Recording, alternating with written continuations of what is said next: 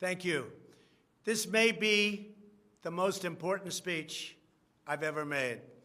I want to provide an update on our ongoing efforts to expose the tremendous voter fraud and irregularities which took place during the ridiculously long November 3rd elections.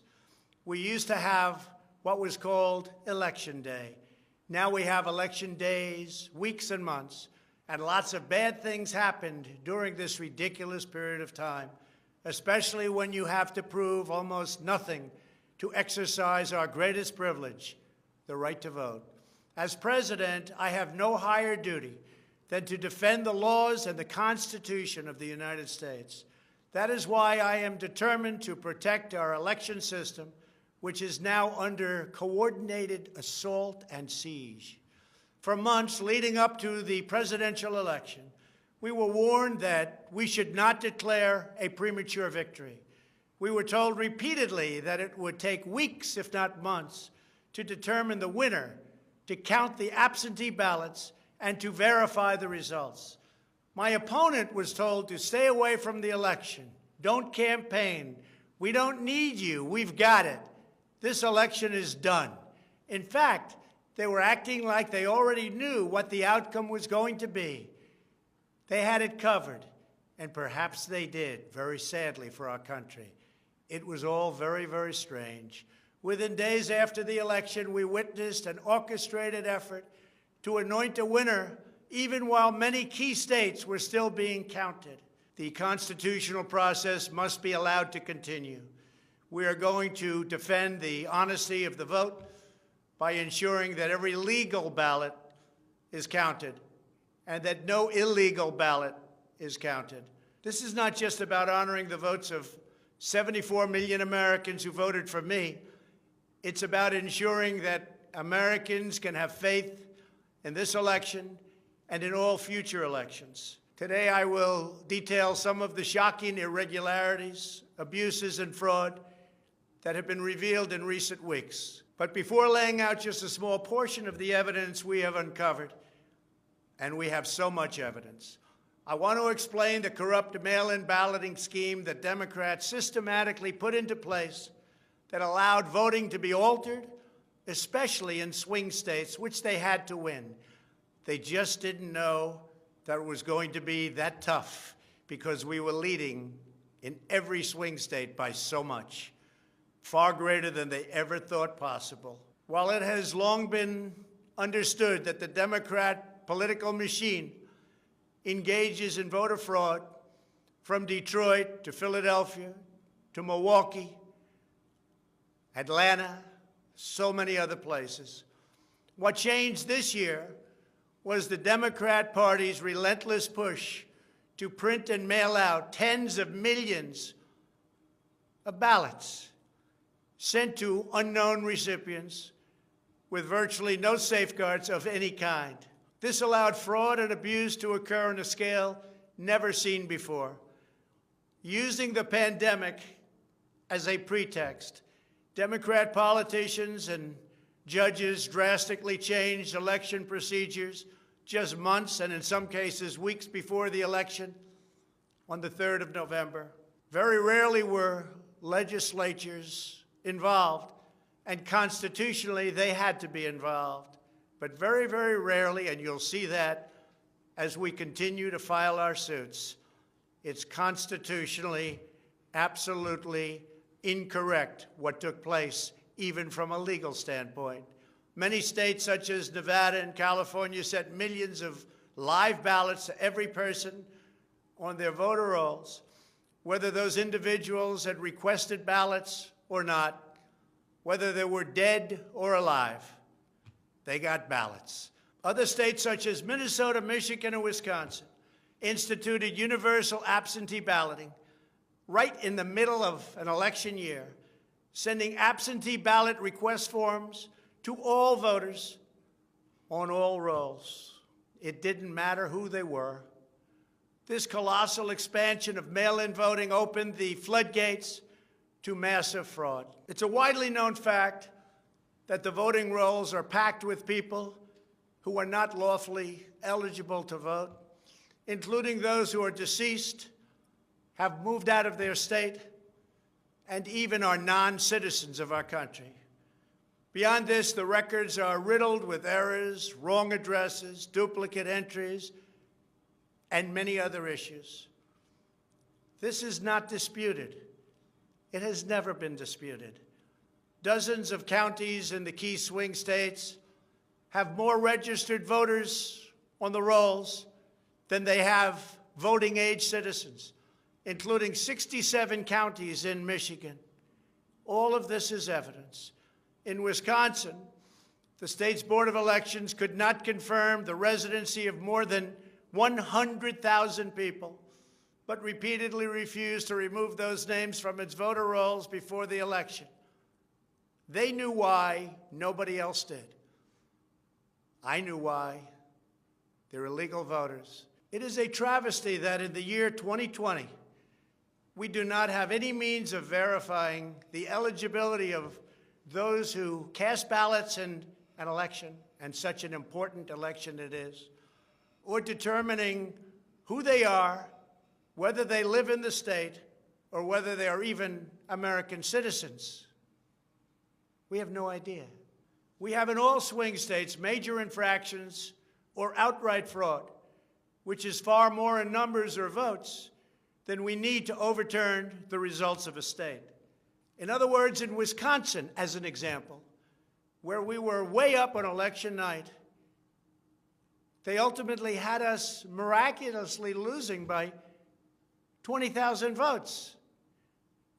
And I can show you right here that Wisconsin, we're leading by a lot. And then at 3:42 in the morning, there was this. It was a massive dump of votes. Mostly Biden, almost all Biden. And to this day, everyone's trying to figure out, where did it come from? But I went from leading by a lot to losing by a little. And that's right here. That's at 3:42 in the morning. That's Wisconsin. A terrible thing. Terrible, terrible thing. But we will have far more, many times more, than the 20,000 votes needed to overturn the state. If we are right about the fraud, Joe Biden can't be president. We're talking about hundreds of thousands of votes.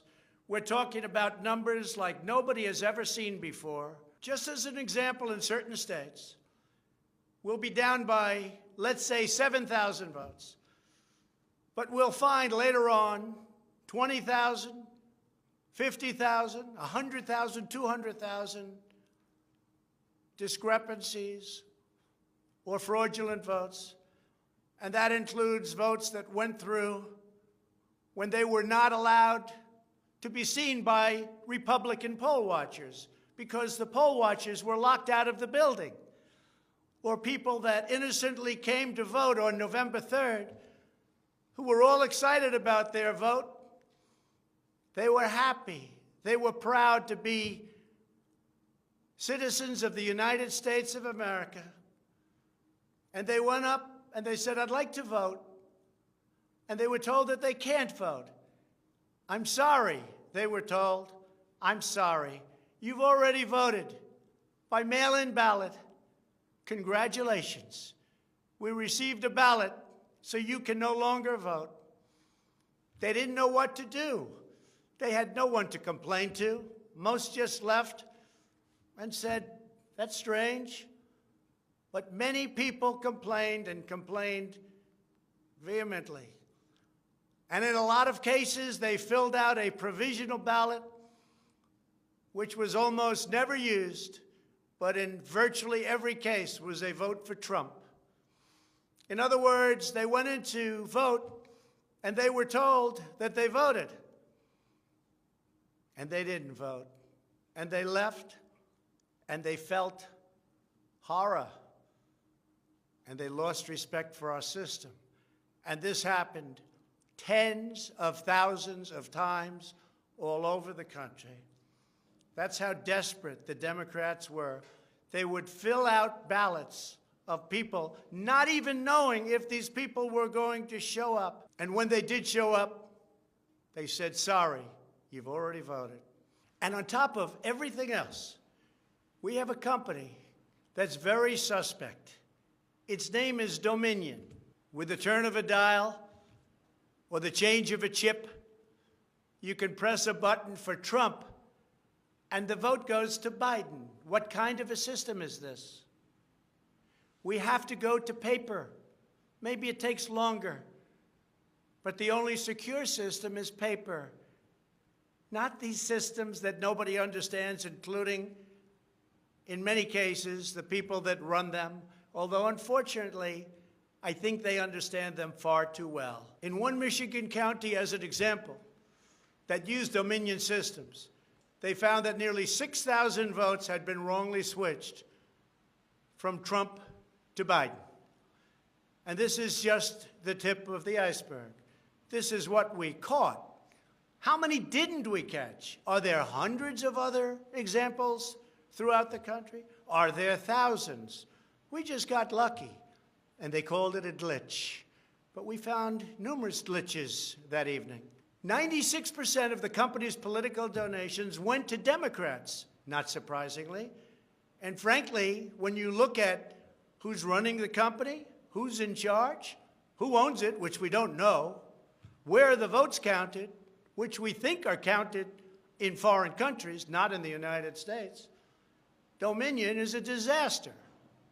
Election authorities in Texas have repeatedly blocked the deployment of Dominion systems due to concerns about security vulnerabilities and the potential for errors and outright fraud.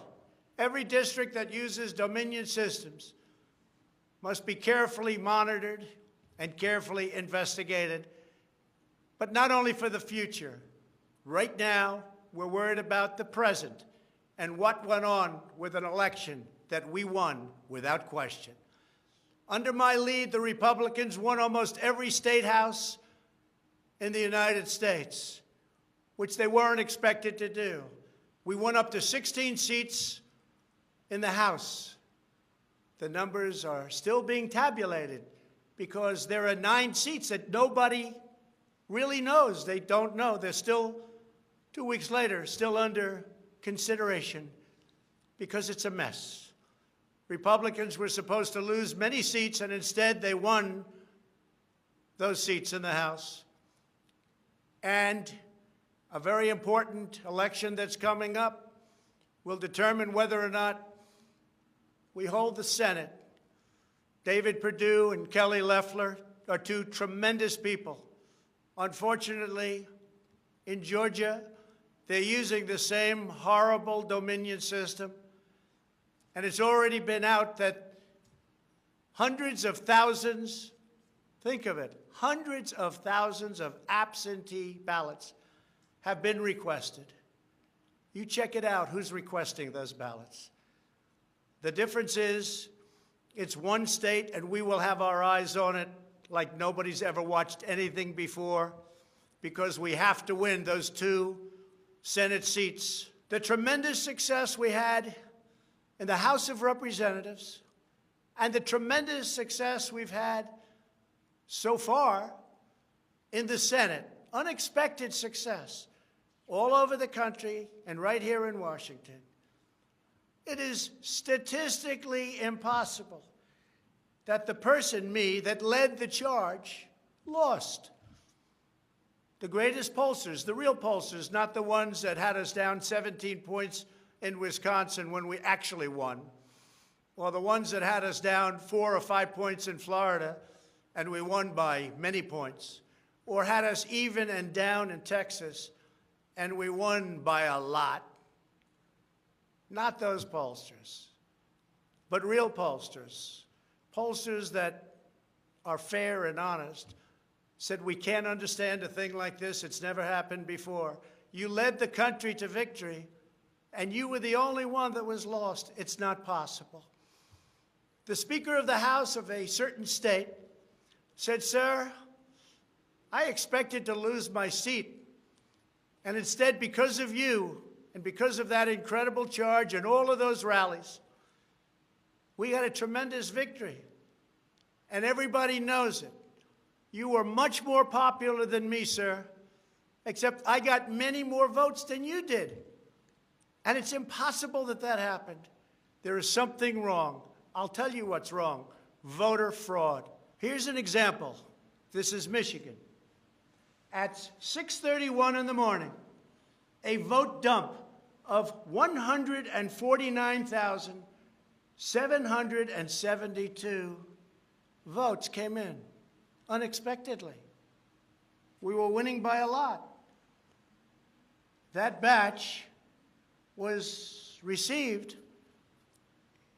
in horror. Nobody knows anything about it. By the way, there's your line. This is one of many. Here's what is normal. And all of a sudden, look at that. This is normal, normal. Look, even here, normal. And then, boom, all of a sudden, I go from winning by a lot to losing a tight race. It's corrupt. Detroit is corrupt. I have a lot of friends in Detroit. They know it. But Detroit is totally corrupt. Look at this. Look at this. That's at 6:31 in the morning. Unexpectedly came in. In the recent recount in Georgia, which means nothing because they don't want to check signatures. And if you're not going to check signatures in Georgia, it doesn't work. But we have a Secretary of State and a governor who made it very difficult to check signatures. Why? You'll have to ask them. But without a signature match or check, it doesn't matter. They found thousands and thousands of votes that were out of whack, all against me. This was during a recount that I didn't even think mattered. They found many thousands of votes, and that recount didn't matter. The one that matters is the one that's going on now. That because of the fact it's so close, they had to, by law, give another recount. But the recount has to be a recount where they check the signatures. Otherwise, they're just checking the same dishonest thing. It won't matter. In this case, the signatures on envelopes are the only thing that is relevant. We will compare the signature on the envelope to the signatures from past elections, and we will find that many thousands of people signed these ballots illegally. The Democrats had this election rigged right from the beginning. They used the pandemic, sometimes referred to as the China virus, where it originated, as an excuse to mail out tens of millions of ballots, which ultimately led to a big part of the fraud, a fraud that the whole world is watching. And there is no one happier right now than China. Many people received 2, 3, and 4 ballots. They were sent to dead people by the thousands. In fact, dead people, and we have many examples, filled out ballots, made applications, and then voted, which is even worse. In other words, dead people went through a process. Some have been dead for 25 years. Millions of votes were cast illegally in the swing states alone. And if that's the case, the results of the individual swing states must be overturned, and overturned immediately. Some people say that's too far out. That's too harsh. Well, does that mean we take a president, and we've just elected a president, where the votes were fraudulent? No, it means you have to turn over the election. And everybody knows, without going much further, and they've seen the evidence, but they don't want to talk about it, what a disaster this election was. A total catastrophe. But we're going to show it, and hopefully the courts, in particular, the Supreme Court of the United States, will see it. And respectfully, hopefully they will do what's right for our country. Because our country cannot live with this kind of an election. We could say, let's go on to the next one. But no, we have to look also at our past. We can't let this happen. Maybe you'll have a revote, but I don't think that's appropriate. When those votes are corrupt, when they're irregular, when they get caught, They're terminated, and I very easily win. In all states, I very easily win these swing states, just like I won them at 10 o'clock in the evening of the election. So we're not looking to show you 25 faulty or fraudulent votes, which don't mean anything because it doesn't overturn the state, or 50 or 100. We're showing you hundreds of thousands, far more than we need, far more than the margin, far more than the law requires. We can show many times what is necessary to win the state. The media knows this, but they don't want to report it. In fact, they outright refuse to even cover it because they know the result if they do. Even what I'm saying now will be demeaned and disparaged, but that's okay. I just keep on going forward because I'm representing 74 million people, and in fact, I'm also representing all of the people that didn't vote for me. The mail-in voting scam is the latest part of their 4-year effort to overturn the results of the 2016 election, and it's been like living in hell. Our opponents have proven many times, again and again, that they will say and do anything to get back into power. The corrupt forces who are registering dead voters and stuffing ballot boxes are the same people who have perpetrated one phony and fraudulent hoax after another. You've been watching it now for 4 years. These entrenched interests oppose our movement because we put America first. They don't put America first. And we're returning power to you, the American people. They don't want America first. They only want power for themselves. They want to make money.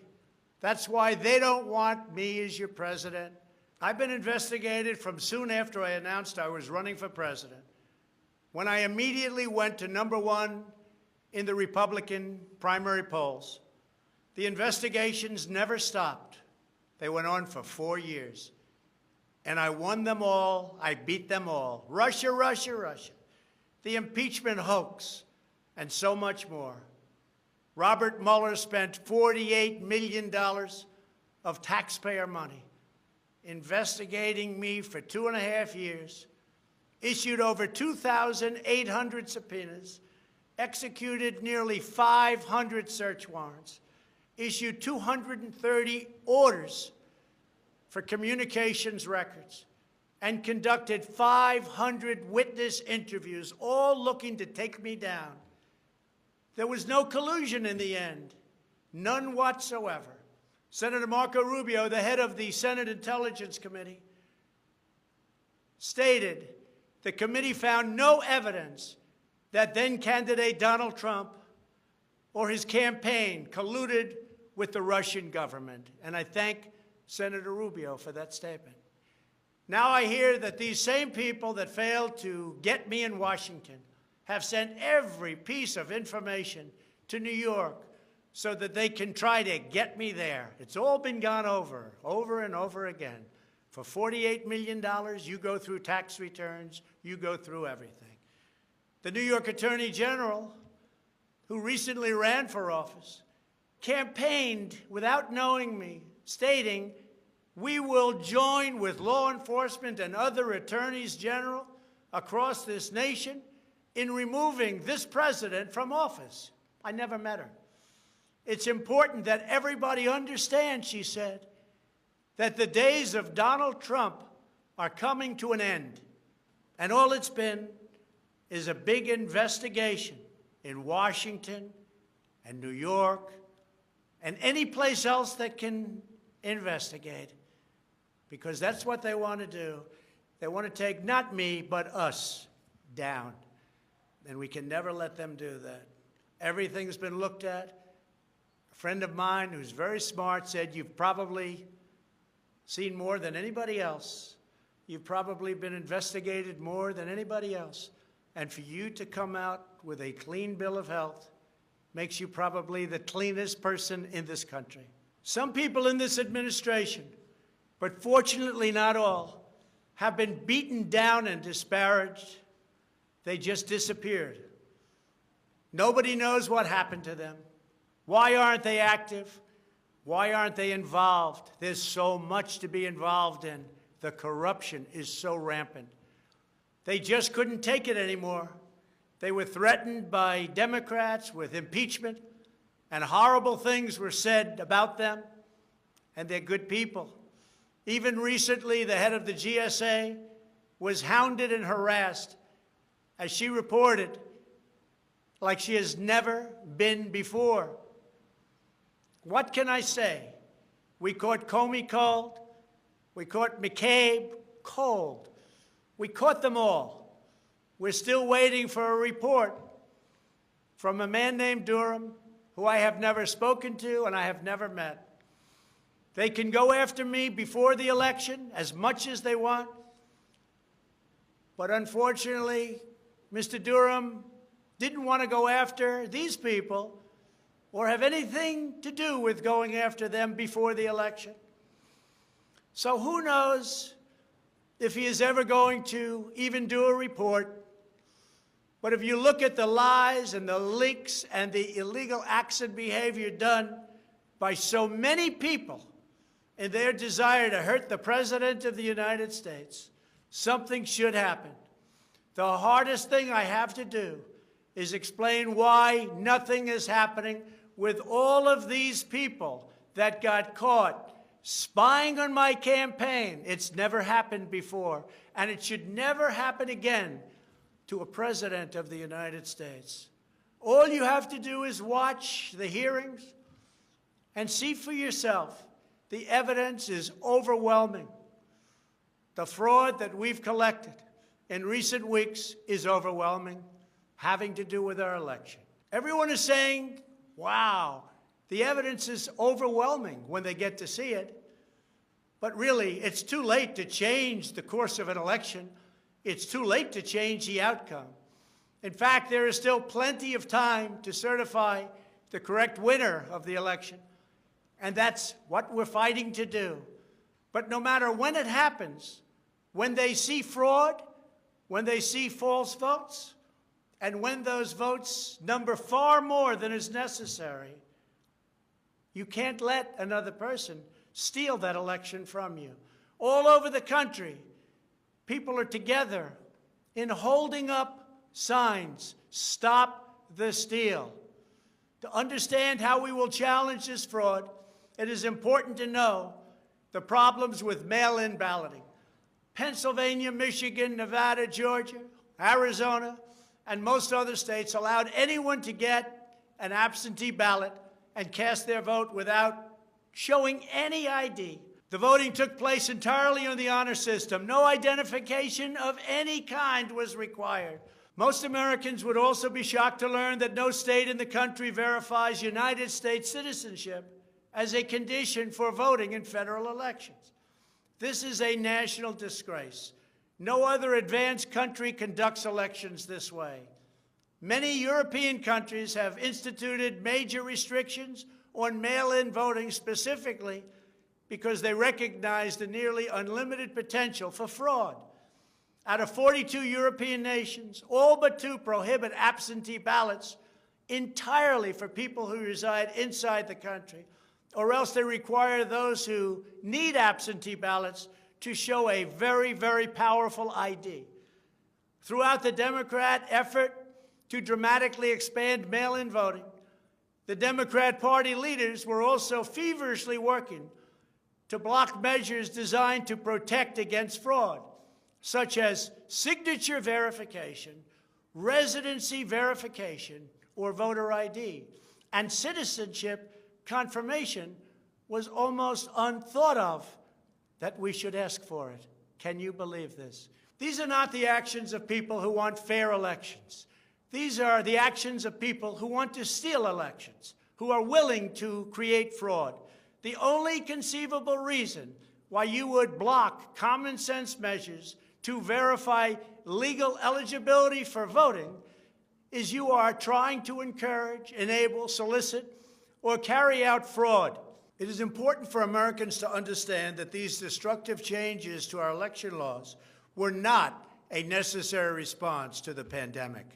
The pandemic simply gave the Democrats an excuse to do what they have been trying to do for many, many years.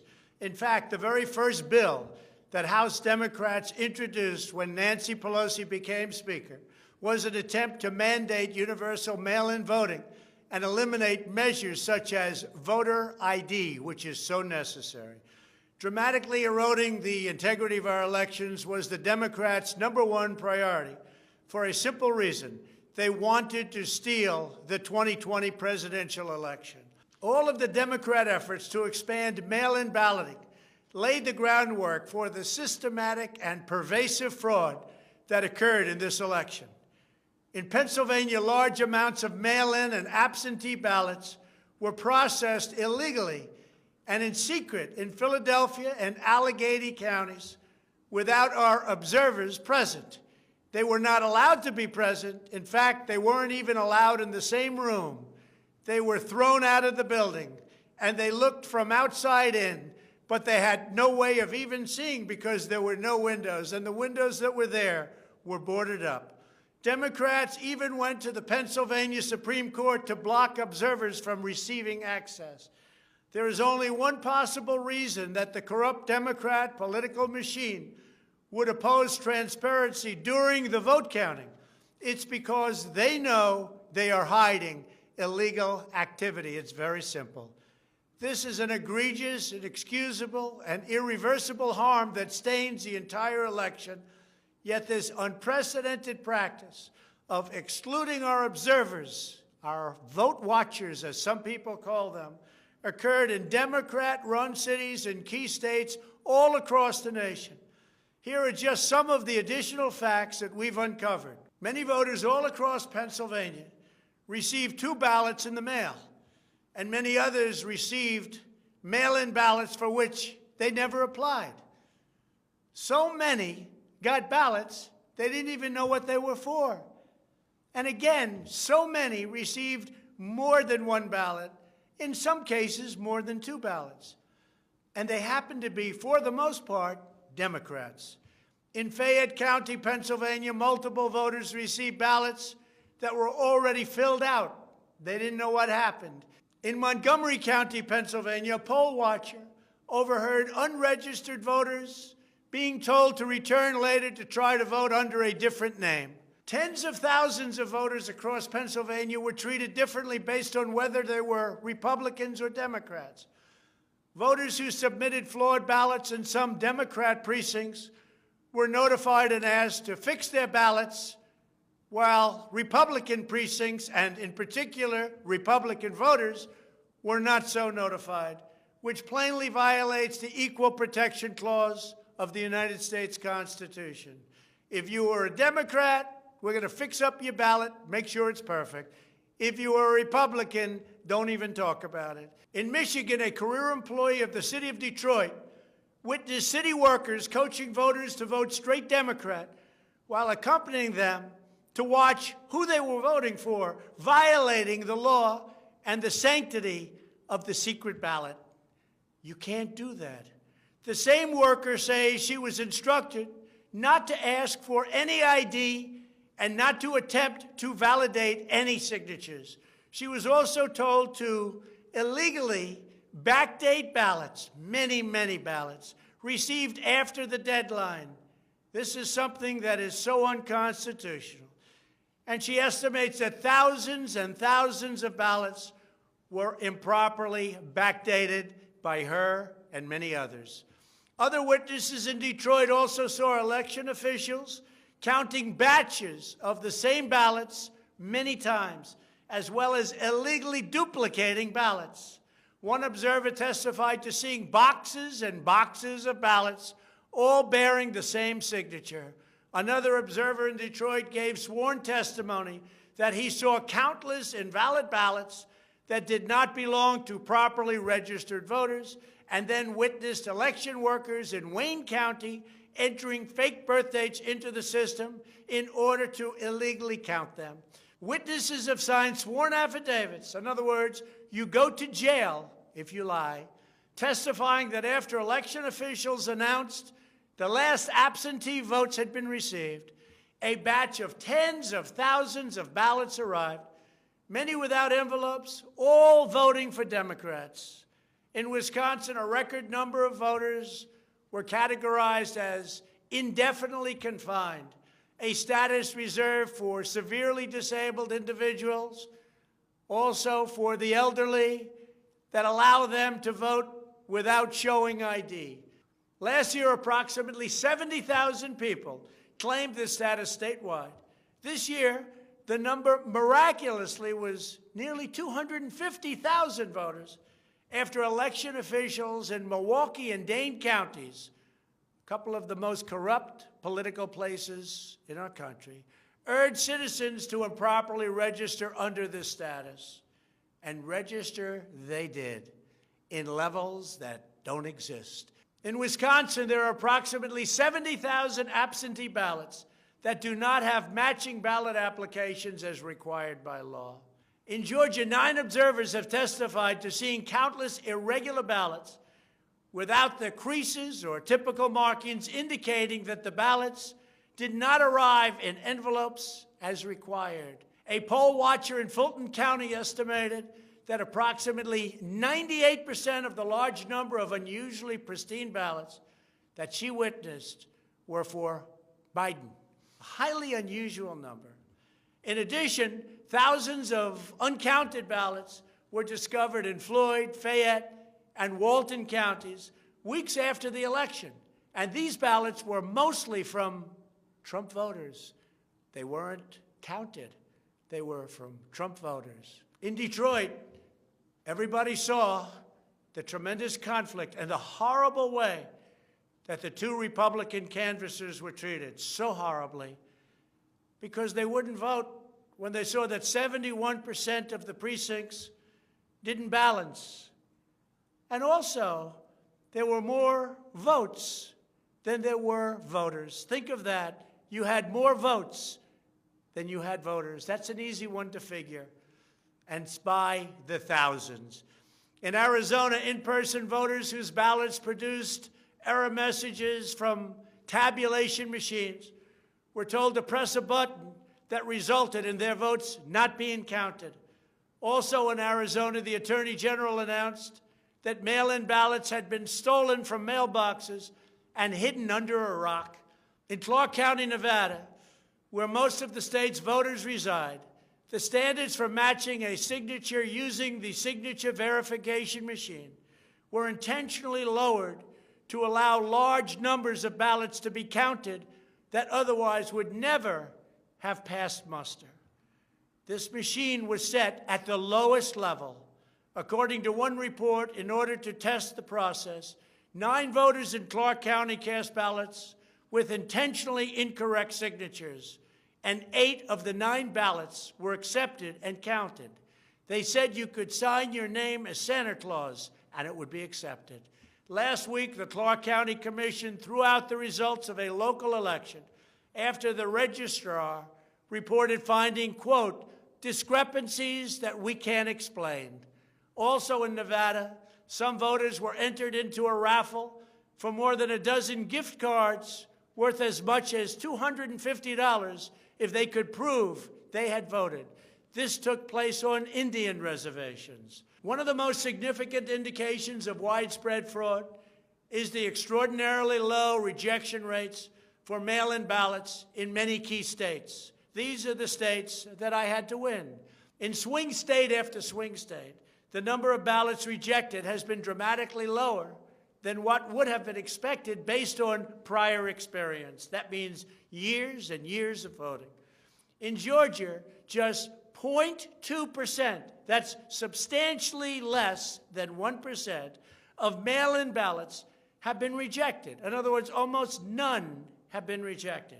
They took everything. Nothing was rejected practically, compared to 6.4% in 2016, and there are those that think that 6.4 was a low number. So think of it. Almost none were rejected. And the previous election, 6.4% were rejected. We have seen similar declines in Pennsylvania, Nevada, and Michigan. Ballots weren't rejected, especially if they happen to be in Democrat areas. These irregularities are inexplicable unless there is a deliberate effort to accept ineligible ballots or fraudulent ballots. In Pennsylvania, the Secretary of State and the state Supreme Court, in essence, abolished signature verification requirements just weeks prior to the election in violation of state law. You're not allowed to do that. It has to be approved by the legislature. A judge can't do it, a state can't do it, an official can't do it. The only one that can do it is the legislature. The reason for this is clear. They were not verifying signatures because they know the ballots have not been filled out by the voters in whose names they were cast. In other words, people filled them out that had nothing to do with the names on the ballot. A simple recount of the ballots under these circumstances only compounds the fraud. The only way to determine whether there was an honest vote is to conduct a full review of the envelopes in the relevant states. You will find that many of them, tens of thousands, have fraudulent signatures. A full forensic audit is required to ensure that only legal ballots from lawfully registered voters that were properly cast are included in the final count. This election is about great voter fraud, fraud that has never been seen like this before. It's about poll watchers who were not allowed to watch. So illegal. It's about ballots that poured in, and nobody but a few knew where they came from, but they were counted, and they weren't for me. It's about big leads on election night, tremendous leads, leads where I was being congratulated for a decisive, easy victory, and all of a sudden, by morning or a couple of days later, those leads rapidly evaporated. It's about numbers of ballots that were sent that nobody knew where they came from. It's about machinery that was defective, machinery that was stopped during certain parts of the evening, miraculously to open with more votes. It was about many other things, but above all, it was about fraud. This election was rigged. Everybody knows it. I don't mind if I lose an election, but I want to lose an election fair and square. What I don't want to do is have it stolen from the American people. That's what we're fighting for, and we have no choice to be doing that. We already have the proof. We already have the evidence, and it's very clear. Many people in the media and even judges so far have refused to accept it. They know it's true. They know it's there. They know who won the election, but they refuse to say, you're right. Our country needs somebody to say you're right. Ultimately, I am prepared to accept any accurate election result, and I hope that Joe Biden is as well. But we already have the proof. We already have tens of thousands of ballots more than we need to overturn all of these states that we're talking about. This is an election for the highest office in the greatest country in the history of the world. Every reasonable American should be able to agree, based on what we have already documented, that we need a systematic analysis of the mail-in ballots to review the envelopes.